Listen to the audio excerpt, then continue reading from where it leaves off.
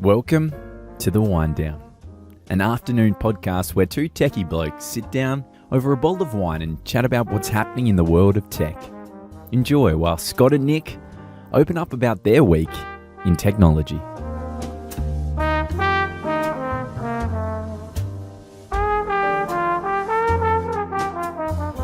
Well, ladies and gentlemen, hello and welcome back to the WineDown. I'm here with Scott. Hello, Scott. How are you? Good, thanks. What a surprise to see you here. Yes. Yeah, strange. Anyway, where are we? What are we drinking? Today, we're drinking something a bit unique. Go on. Unique. So, in the Barossa, you've got a lot of, well-known vineyards.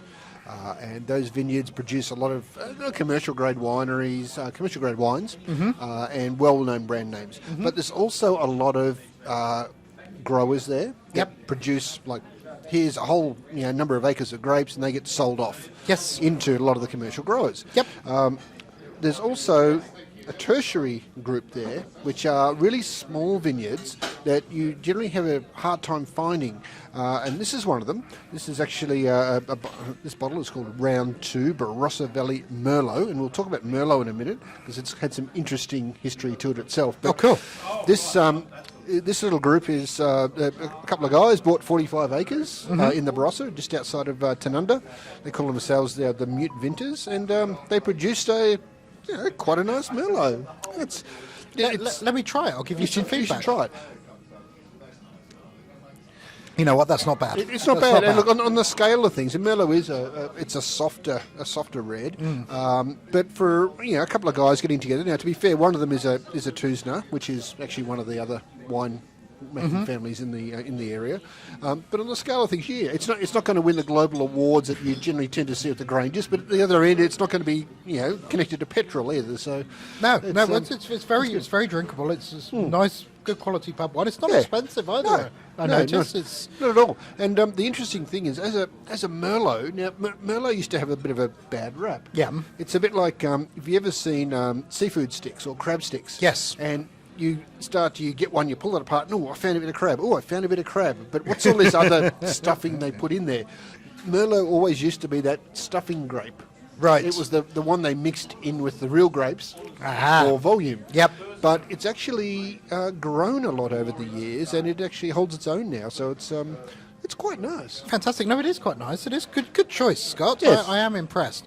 Now, this morning we recorded the Accounting Technology Fireside Chat podcast. Yes. And I was sitting with Trevor, and his company's moving from being in an office to a new office. And they're a bit distressed because they are leaving their old office today, and they can't get into their new office for a week because they're setting up computers and monitors and mice and wiring and cabling and servers and all of this stuff. They may have to work from home.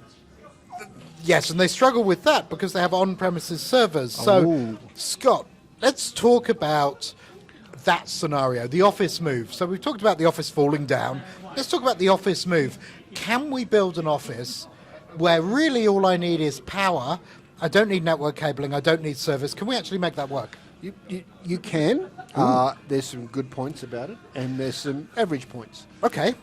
But in theory, in today's environment, your office move should be painless. You should be able to literally just pick up your laptop, in theory, one from office location A, one night, go to office location B the following day, sit down and start working.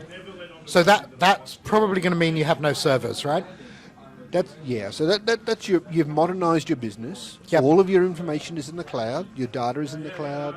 You haven't got physical on-site servers that are performing old functions or legacy functions. You could be using Wi-Fi or physical cabling. We don't want to use physical cabling, do we? Look, you do and you don't. Okay. Take me through it, because I said, at home I've got this mesh network, I've got 6 access points, they all talk to each other. At home, Wi-Fi is brilliant for the 6 people there doing lots of heavy usage. Yes, and I'd probably show you that if you've got 6 Wi-Fi access points in your house, that they're too close together and overlaying and interfering with each other. This is what I said. And getting a very average result. Wi-Fi is a complex thing. We get an okay result. I can squirt 700 megs from anywhere in the house out through my 1 gig fibre. So okay, well there you go. I did pay enough for the 1 gig fibre, didn't I? Yes, I remember you had to physically put it in. Okay, so look, you can survive purely on Wi-Fi in an office these days.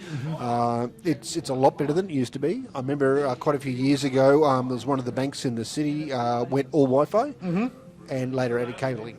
Right. Now, the issue becomes most users don't need a lot of bandwidth. Correct. You're just going out to the internet. Like, take Xero, for example.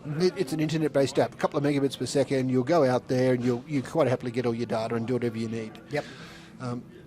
Roll that around with another 10 or 15 people doing that. What is that, a 20 meg link? Because they're not all doing it at the same time. Correct.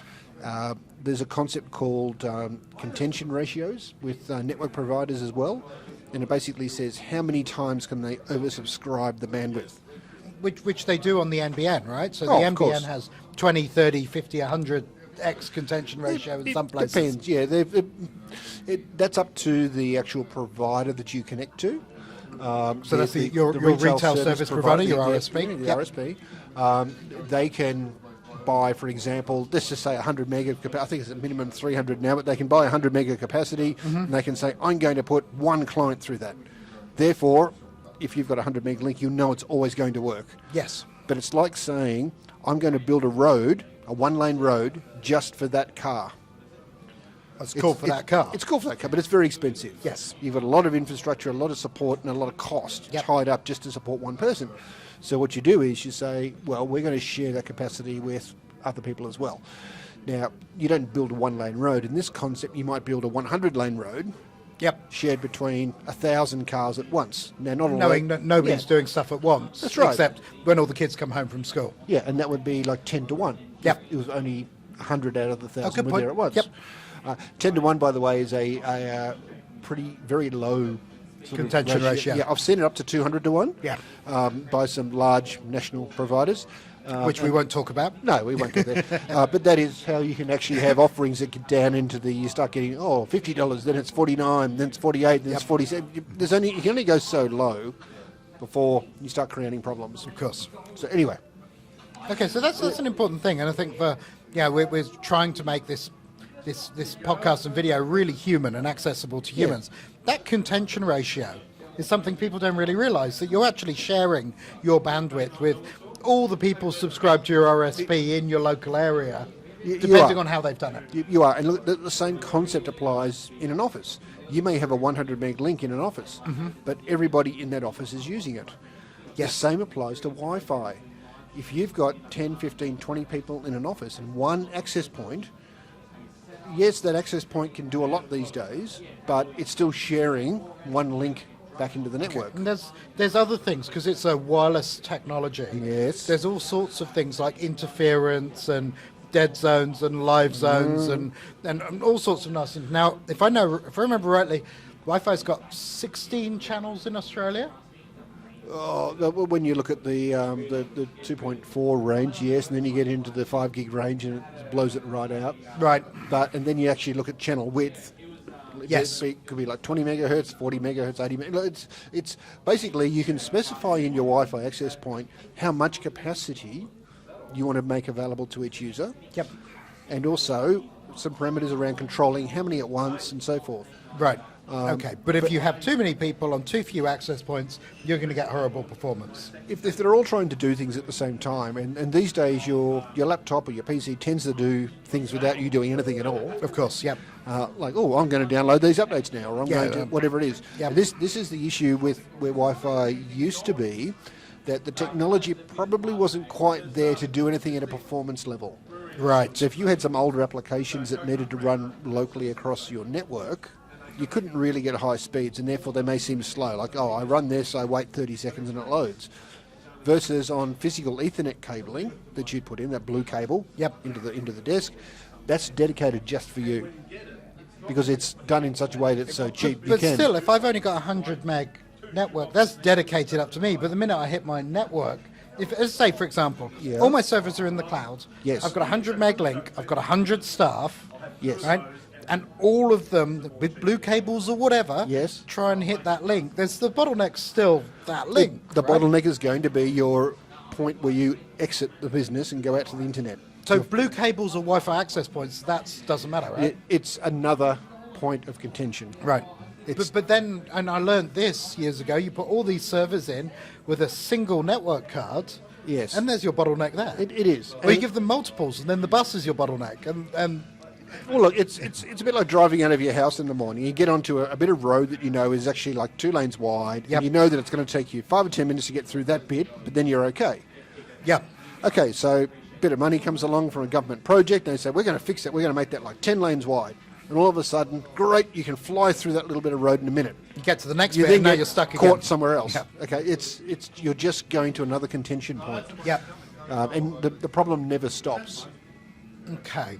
So, but it's still... So then you've got to weigh up, right? Yes. You've got to weigh up. It's all these swings and balances, right? If I was able to... We talk about the new way of working. We talk about, workplaces which aren't just desks where you sit and do things. We talk about workplaces which are about how you work. We talk about people being able to move around and go to a breakout area here or a meeting room here or something like that there. Being stuck to a blue cable on a desktop PC doesn't lend yourself to that type of working. No, look, Wi-Fi is probably at the point today. We've got Wi-Fi 6 just coming out, the standard, which allows for a lot more people, a lot more users per access I've got point. Wi-Fi 6 at home, by the way, just to let you know. Well, it'll support you a lot better, although with a small number of people you may not notice the difference. Oh, we noticed the difference. Have you seen how much my kids stream? Okay, so now here's the thing though, access points vary as well. Right. You can get really cheap ones that actually work really well these days. It's a bit like, do you see any really bad TVs? Like a TV's been around for so long that even the cheap ones tend to work pretty well these days. They do, yeah. It's not as if you put them in and a week later they fail. They may not be the most power efficient, but the trick in some of the access points is where you place it. Yep. What's in front of it, and access points have things called radiation patterns. The radiation pattern shows you where the bandwidth is available. Right. Now, access points that have got, for example, a metal plate on the back of them, on the base, which is half common. Well, you showed me one the other day. Yes, it's actually an issue because the previous version of that model did not have a metal plate on the bottom of it. So metal plate stops the wireless energy going up through that plate. Well, that's right? just it. So it'll actually reflect the radiation. No, so it's or the all signal. down. So you've got to put that one on the ceiling. You can't put it on your desk. So if you've got the base plate of the access point is metal, Yep. you could put it on the desk and the signal would sort of go up more, or you could turn it upside down and put the metal plate on the roof and the signal would go down into the room. Yep. What you can't do though is decide, I've got this raised ceiling or this drop ceiling, I'm just going to stick the access point up there with the metal plate on the bottom. Oh, because then you'll get nothing down there, and It's a very you'll be poor wireless reception. irradiating the concrete. Yeah, and I've seen people stick access points in racks in between a switch and a router, Oh, God. wondering why the signal's bad, and it's Yeah. just a big metal Faraday cage bouncing the signal around and not letting it go anywhere. So there's some tricks with these. But this model was interesting because the predecessor was a plastic base, Yep. which meant it actually did work pretty well regardless of where you put it. So you can't kind of like for like replace those now. You've got to think about it. You've a bit got to be more. careful. So that's something that's fascinating because I know lots of people. You get your router from Optus or Vodafone or whoever. Yeah. It's got wireless. You stick it somewhere.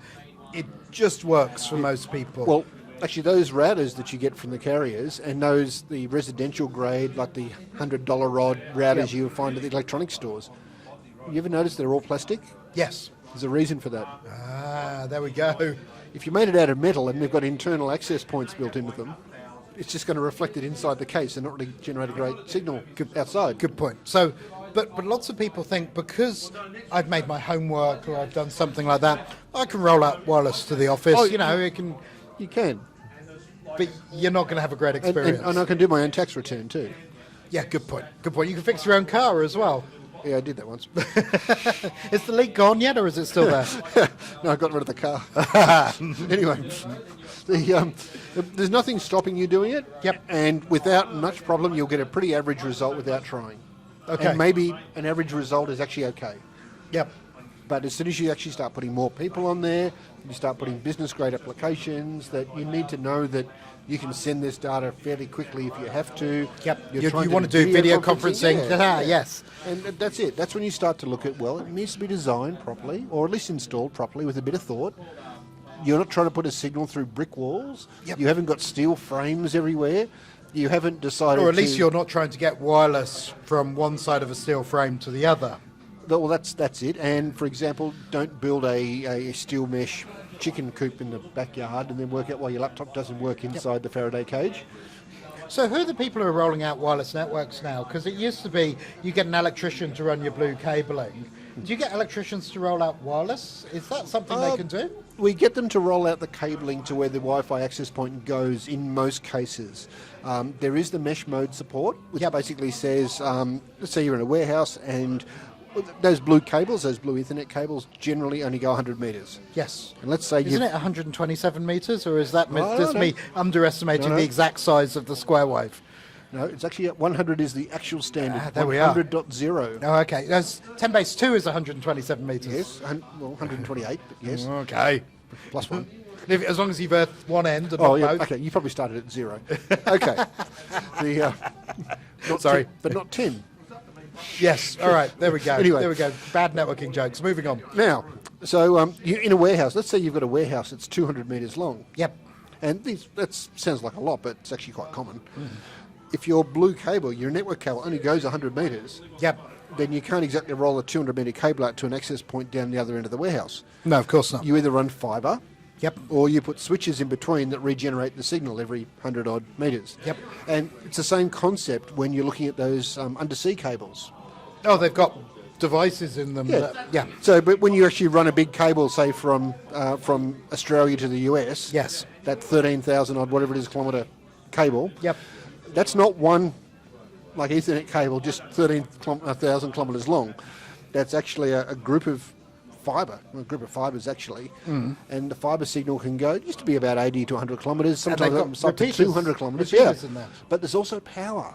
There is a copper power cable. that Oh, you so get. you can power your repeaters. Otherwise, you power couldn't the power them. repeaters, yes. Because there's nowhere to plug in under the That's ocean. right. Last Now, time I looked. And it'll power and regenerate and feed all the repeaters. So you go, a signal goes along the fibre about 100 or so kilometres or 200 kilometres, Yep. hits a repeater which regenerates it before the signal loses enough strength. so you can do it. Yeah. Yep. So that's how that works. Wow. It's the same sort of thing with these in the warehouses. You either put a switch halfway Yep. to regenerate the signal of the next bit of copper, or you start looking at Wi-Fi mesh.